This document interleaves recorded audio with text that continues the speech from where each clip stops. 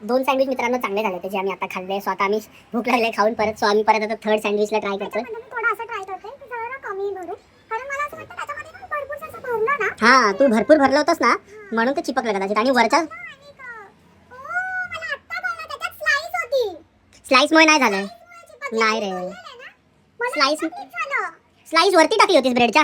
ब्रेडच्या वर नाही पण ह्याच्यावर तर टाकलेली मी. आणि हा आता तो पण बनवला तो पण तसाच होणार. मी ना स्लाइस यूज करणार. मला पूर्ण सँडविच काय पण आणि मी सांगते. स्वतःला दोष देते. बापरे, मी म्हटलं की नाही मीच मलाच नाही येते बनवता. एवढा चांगला सँडविच बनवते मी, ह्याच्यामुळे पूर्ण बिघडलेला माझा सँडविच. नाटक करते. येत नाही बनवायला. काय पण सांगते तुम्हाला. ब्रेडच्या वरती मला सांगा, ब्रेडच्या वरती टाकलेलं आहे त्याची. पण जिथं टाकलेलं तिथंच ब्रेडवर गेलेला अक्कू. दोन्ही साईडचा ब्रेड चिपकला होता. आपल्याकडे व्हिडिओ मध्ये आहे रेकॉर्डिंग. हा चिपकणारच ना. हा जर चिपकला ना तर मग. आणि ब्रेडवाला मी बनवून दाखवतो तुला. सॉरी, चीज स्लाइसवाला.